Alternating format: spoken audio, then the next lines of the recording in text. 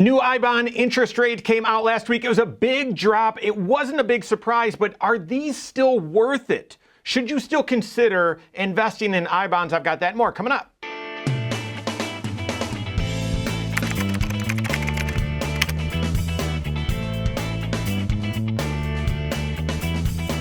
My name is Mike Bernard. I'm the host of the Wise Money Show. I'm also one of the certified financial planners right here at Korhorn Financial Group. Make sure you hit that subscribe button, turn on notifications, and smash that thumbs up button. All right, the I-bond, Treasury Savings Bond, has gotten a lot of attention over the past 18, 24 months as inflation has started to pick up, and for good reason. It's paying a great interest rate. Well, it was paying 9.62%. If you had invested into an I-bond during, from the end of April to the end of October, okay? And then you got a new rate. If you were to invest into an I-bond today, you're now at a new rate for the next 6 months.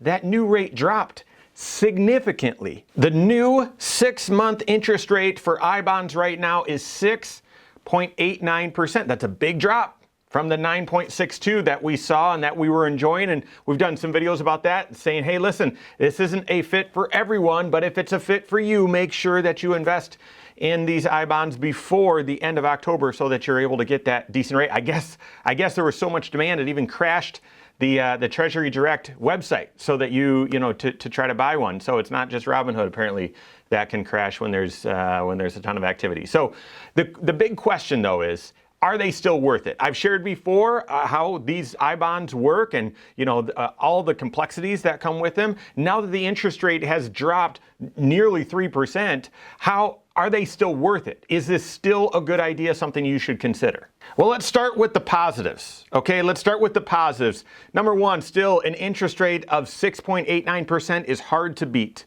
That is hard to beat. Yes, you've got some Treasury securities and other things that are paying in the 5% range right now. Your savings account hopefully is getting 3%. And CDs are maybe in 3.5% if you can find a CD special. I haven't seen much fixed at 6.89%. So yes, it's a disappointment compared to 9.62, but it's still a pretty phenomenal interest rate, okay? So that's definitely a pro.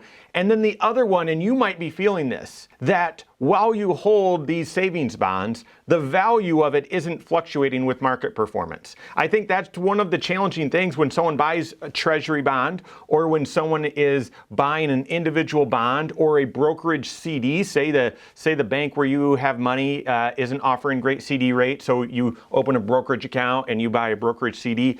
Between the time you buy and the time it matures, it's going to fluctuate in value a little bit. And that can scare people as you get your monthly statement or you log in online and look at your investments and you see that they're down or they've changed a little bit. That can confuse you because you're holding a bond.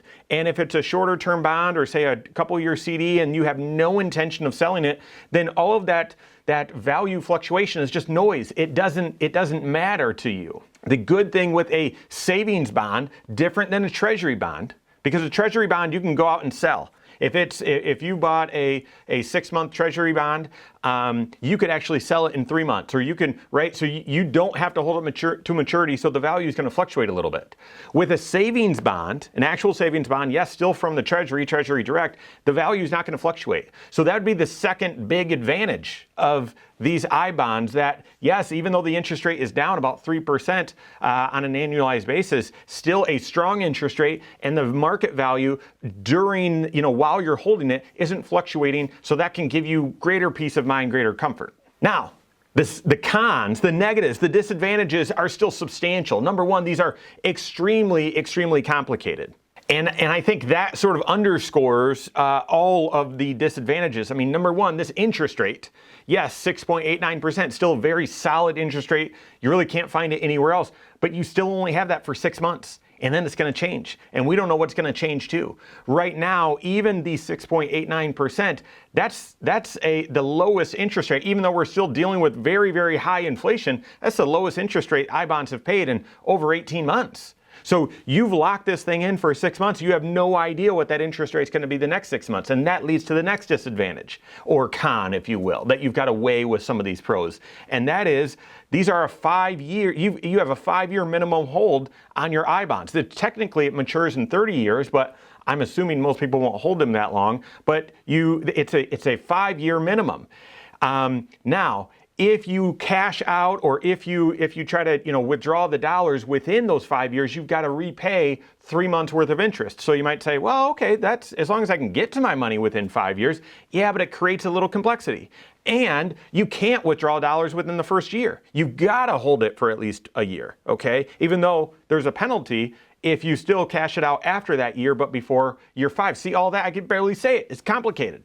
More complications are some of the limitations. You can only invest $10,000 into these things every calendar year. Yeah, that can be for you. You could do that for your spouse. You could do that for your kids. You could do that for your trust. So there's some ways around it. However, those are still separate accounts, and there's still that 10,000 limit each one. So again, that sort of creates complexity in your financial life. That's a disadvantage.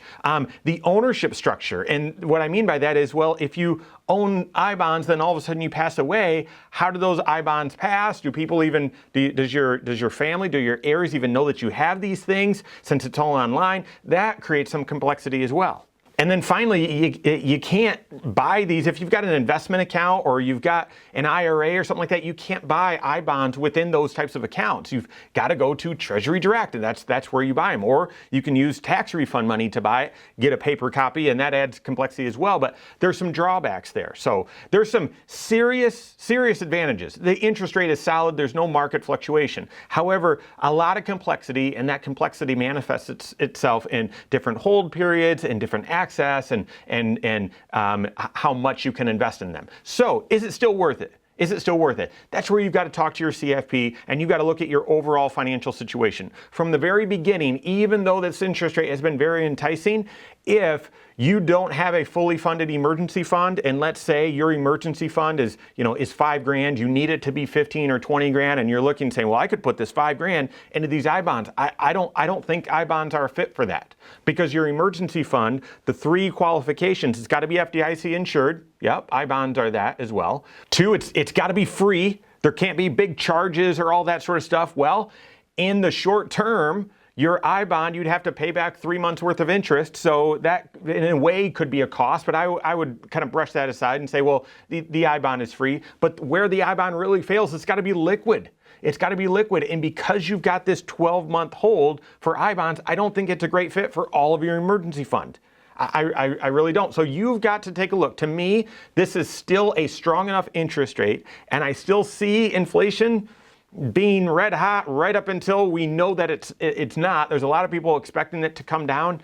I think it's going to be more stubborn than what people expect. I do think at some point it's going to come down, but I don't know if we're at that inflection point just yet, guys. And the interest rate is still definitely worth considering, even though it's come down significantly. I still think it's definitely worth considering. You got to talk to your CFP, see what dollars might be available and appropriate for I bonds, and use it sparingly, or use it for those. Typically that means I've got my fully funded emergency fund and I've got some extra dollars on top of that. Well, are those dollars, should they be contributed to a Roth IRA or some other tax shelters? Nope, I've already funded all that and I still have some excess cash. Then that's where you're looking at some I bonds. Or I've got a non-IRA investment account and I'm not comfortable in the markets right now, and so I want to put some of that, diversify some of it and have it in I bonds. I think that can make sense. Work with your certified financial planner. Big idea, even though the interest rate for I bonds has dropped 3%, still appealing if you can handle the complexity.